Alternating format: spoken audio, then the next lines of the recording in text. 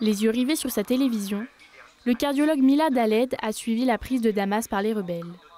Il y a passé la nuit de samedi à dimanche dernier. Je suis réveillé vers 4 h du matin, donc j'ai regardé les actualités.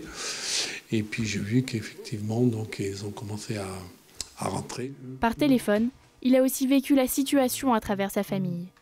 Sa sœur, ses neveux et ses nièces vivent toujours en Syrie. On leur a dit, vous fermez la porte, vous ne sortez pas. S'ils ont un peu de réserve, ils mangent à l'intérieur. Ils n'osent pas pour le moment sortir. Il y a beaucoup de désordre, maintenant il y a des vols un peu, il y a des pillages. Son frère a passé 11 ans à la prison de Sednaya.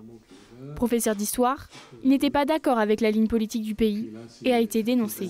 Il a été torturé, c'était très difficile tout ça. La dernière fois où je l'ai eu au téléphone, je lui ai dit « Qu'est-ce que tu fais ?» Il me dit qu'il lisait. Je lui ai dit « Qu'est-ce que tu lis comme livre ?» Et il lisait sur le prison de Guantanamo. Je lui ai dit « Ah bon ?» J'ai rigolé, moi. Je dis « Pourquoi tu compares les méthodes de torture ?» En fait. On a rigolé, mais c'était la dernière fois d'ailleurs que je l'ai eu parce qu'il est mort après le pauvre. Milad est optimiste pour l'avenir de son pays natal, même s'il redoute l'arrivée d'un nouveau régime autoritaire.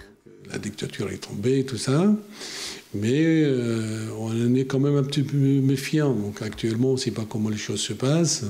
Dans un pays majoritairement musulman, il a peur d'éventuelles répressions sur les minorités, surtout la communauté chrétienne dont lui et sa famille font partie. On souhaite que les minorités, surtout nos chrétiens, si vous voulez, soient bien préservés, qu'ils puissent avoir toujours le droit de pratiquer leur culte, de sortir dans la rue avec leurs habits qu'ils souhaitent, qu'ils ne soient pas obligés de porter le voile, vous voyez ce que je veux dire. Et surtout les femmes, il faudrait qu'elles puissent continuer à travailler, aller à l'école.